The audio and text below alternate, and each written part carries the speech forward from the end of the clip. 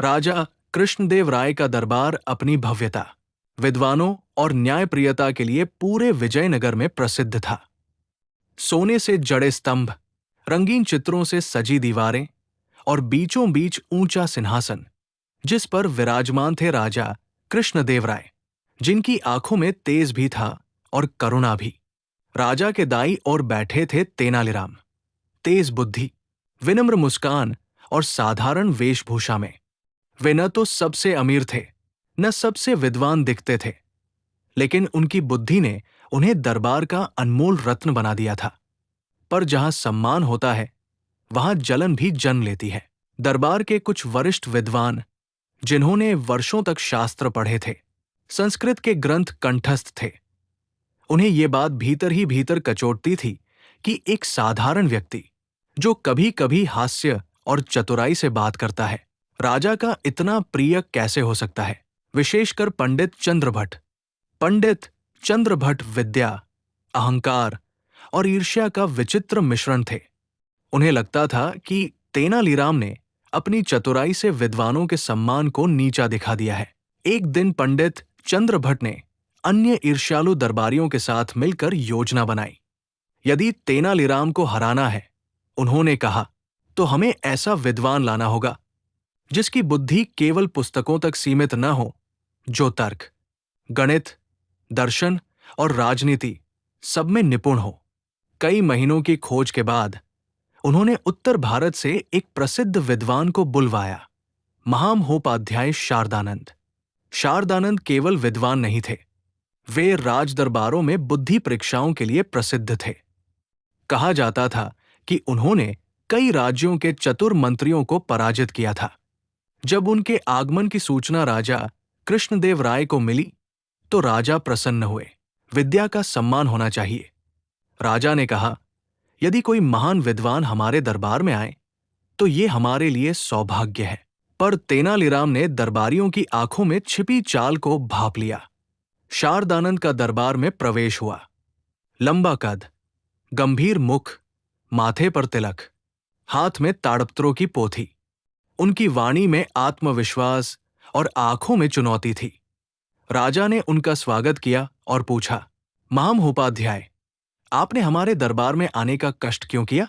शारदानंद बोले, महाराज, मैंने आपके दरबार के एक अद्भुत बुद्धिजीवी के विषय में बहुत सुना है, तेनालीराम। मैं केवल ये जानना चाहता हूं कि क्या उनकी बुद्धि सचमुच उतनी ही महान है जितनी प्रसिद्धि। पंडित चंद्रभट्ट के चेहरे पर हल्की मुस्कान थी। राजा ने तेनालीराम की ओर देखा। तेनालीराम, क्या तुम इस बौद्धिक प्रतिस्पर्धा के लिए तैयार हो? तेनालीराम ने विनम्रता से सिर झुकाया। महाराज, मैं विद्या का अपमान नहीं करता। यदि ये प्रतिस्पर्धा ज्ञान बढ़ाने के लिए है, तो मैं तैयार हूं। प्रतियोगिता 3 चरणों में रखने का निर्णय हुआ।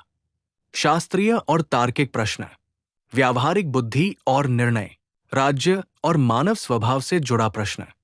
पहला चरण, शारदानंद ने कठिन संस्कृत श्लोकों की व्याख्या पूछी, दर्शन के सूक्ष्म प्रश्न रखे।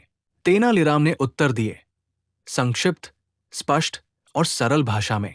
कुछ दरबारी फुसफुसाए, शारदानंद अधिक गूढ़ है, पर तेनालीराम अधिक समझदार। पहला चरण बराबरी पर समाप्त हुआ। पंडित चंद्रभट्ट बेचैन हो गए। दूसरा चरण, शारदानंद बोले, मान लीजिए एक राज्य में अकाल है, खजाना सीमित है और जनता असंतुष्ट है। राजा को पहले क्या करना चाहिए? तेनालीराम बोले, महाराज, अकाल में सबसे पहले आशा बचानी चाहिए। यदि जनता का विश्वास जीवित है, तो राज्य जीवित है। कर कम करें, अनाज बांटे और सत्य बोले। शारदानंद ने लंबा, विद्वतापूर्ण उत्तर दिया, पर उसमें मानव भावना कम थी। राजा कृष्णदेव राय ने तेनालीराम की ओर प्रशंसा से देखा।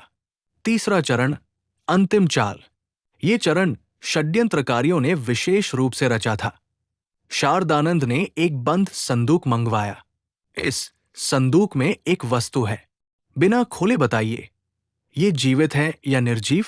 दरबार चौंक गया। यदि गलत उत्तर, तो हार निश्चित। तेनालीराम कुछ क्षण मौन रहे, फिर मुस्कराए। महामहोपाध्याय, उन्होंने कहा, इस प्रश्न का उत्तर आपके हाथ में है, मेरे नहीं। शारदानंद अचंभित हुए। कैसे? तेनालीराम बोले, यदि आप कहें कि ये जीवित है और खोलने पर वो मर चुका निकले, तो आप कहेंगे मेरी दृष्टि से पहले जीवित था।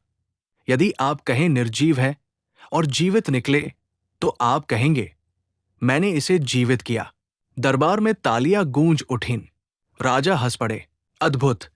यही है सच्ची बुद्धि, जो प्रश्न से नहीं, सोच से जीतती है। शारदानंद ने सिर झुकाया। तेनालीराम, आपने मुझे पराजित नहीं किया, आपने मुझे सिखाया। पंडित चंद्रभट्ट और उनके साथी लज्जित रह गए।